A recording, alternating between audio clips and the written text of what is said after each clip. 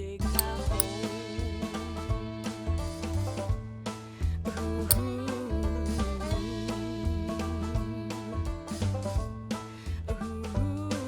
Well, I got no companion except the wind and the sea.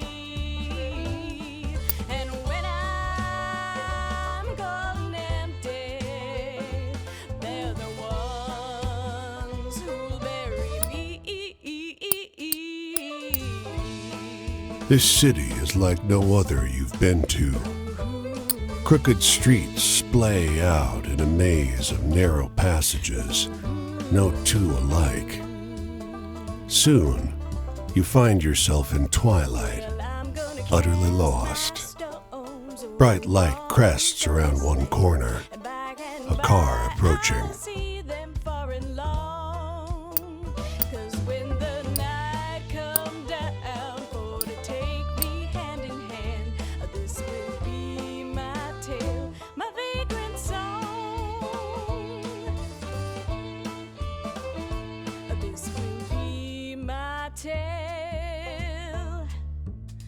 My vagrant song.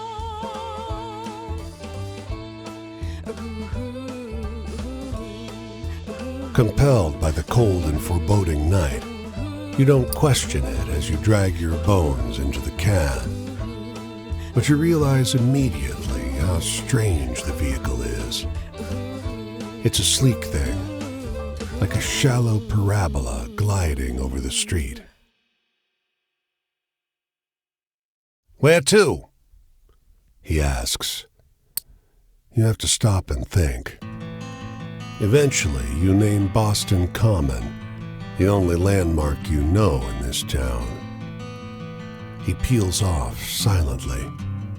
You feel the car move before you hear the engine.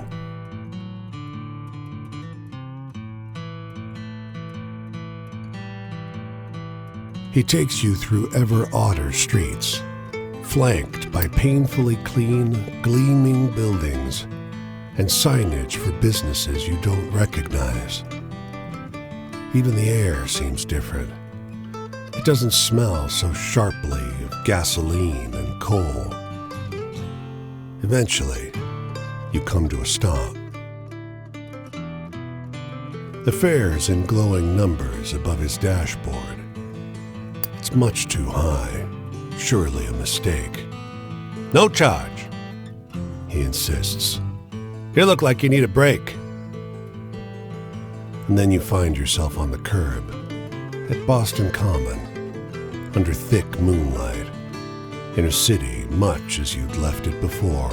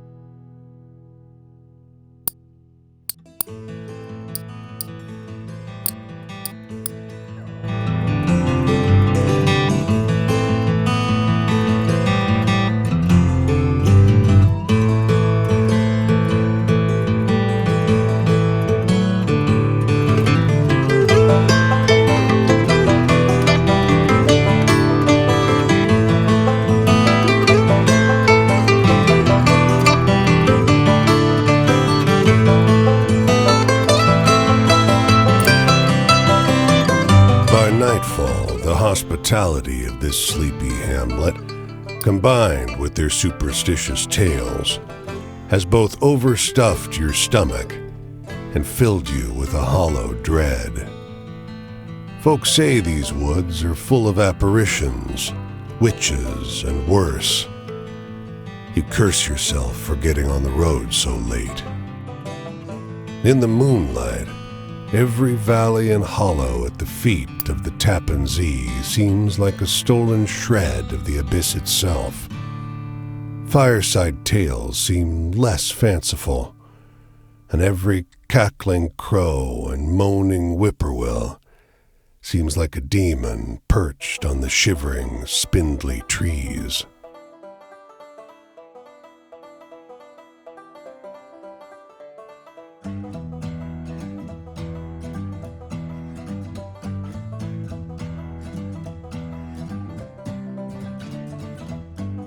But something cuts through the noise.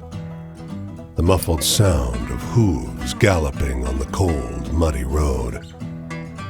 When he finally slows his horse alongside you, it's as though he had just appeared out of the mist. He's astride a gigantic black courser, and though his boots are muddy and ragged, he wears an immaculate coat with great, shining buttons. From his saddle hangs an antiquated flintlock and a cavalry saber. In the darkness, you can hardly see above his towering shoulders. His voice is a rumbling croak, deep, but as though his throat is filled with thorns. Have you happened upon a cannonball around here? You can tell English isn't his first language. German is. His hand, so pale it's almost blue in the moonlight, grips the reins in a fist.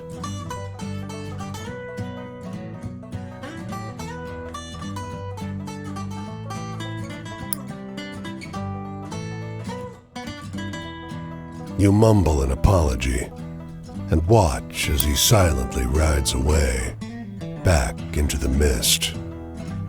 He's cloaked in black, you notice from behind, but the blood running down over his shoulders glints crimson in the moonlight.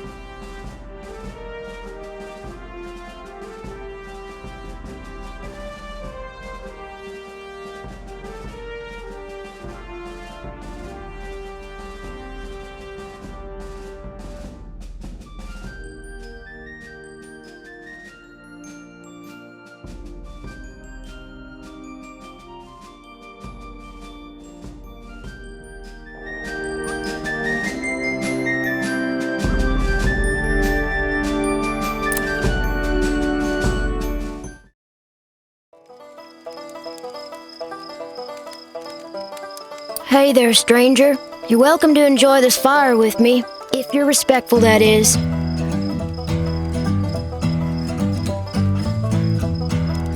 This here is my spot, and I ain't inclined to share it with any bad characters. You can call me Quinn. These here are my venturing companions. Cass is the big un, and the one with the spots is Flip. I usually beat my way on the rails, but the road news said this town was fat and the weather was fine. So I'm taking in the sights and seeing what I can drum up. I'm in the mood for something real funny like.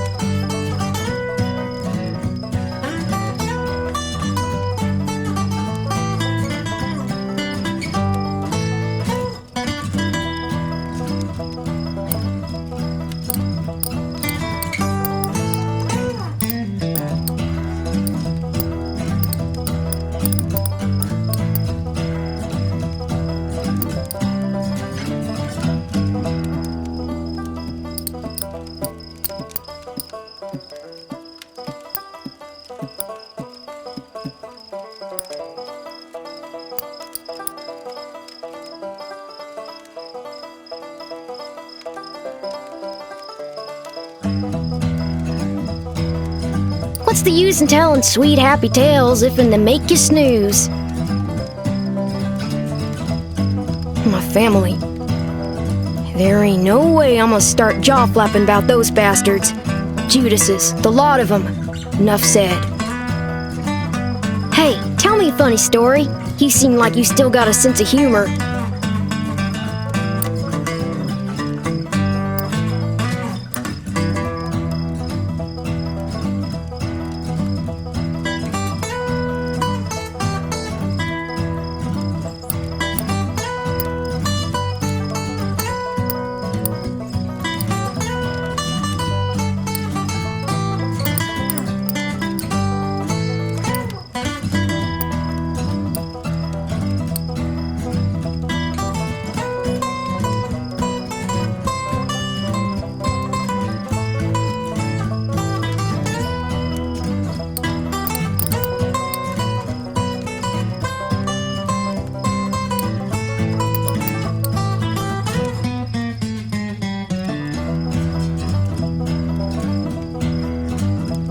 Not sure I quite follow that one.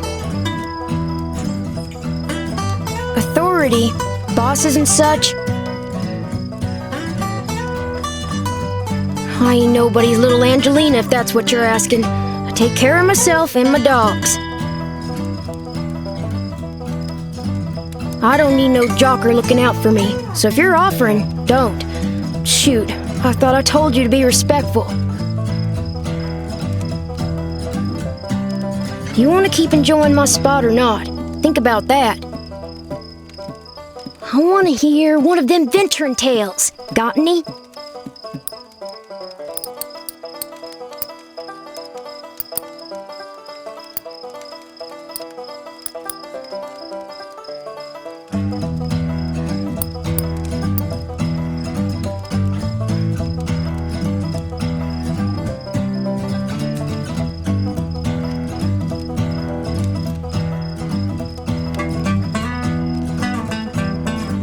Whoa, quite a story, stranger.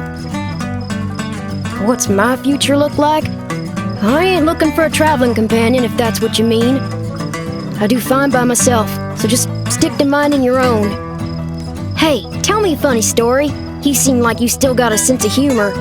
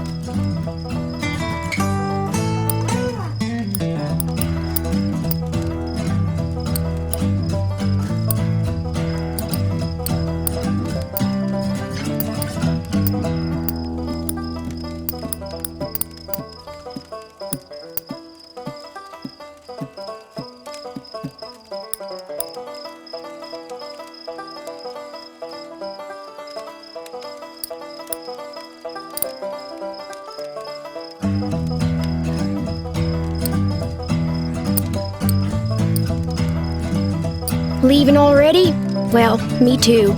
I think I'll go check out what's happening up the road this way. Maybe I'll see you around. The tramping life suits me just fine. Every day is a venture. With things being so depressed, folks walk around like it's the end of everything good, but it ain't. Plenty nice things to see if you know where to look.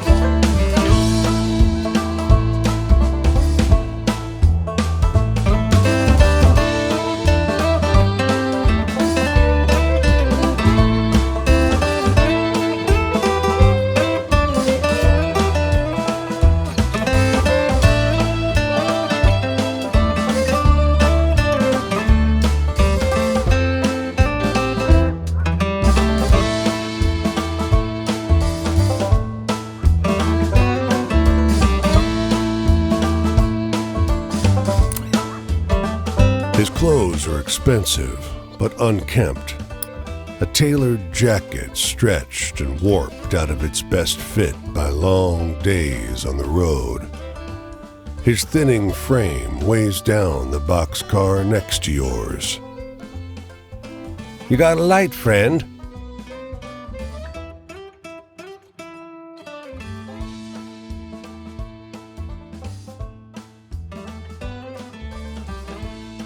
You offer a match, which bends and nearly snaps as he scratches it against the pitted iron edge of the boxcar. Thanks, he mumbles, perching one last cigarette on his lip. Don't rightly know where I'm going.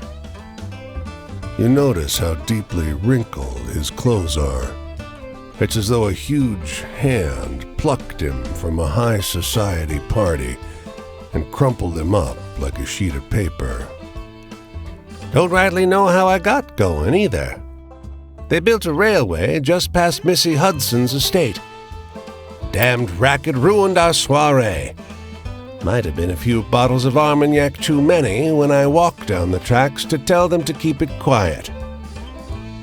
He drags on the cigarette, but you never see him exhale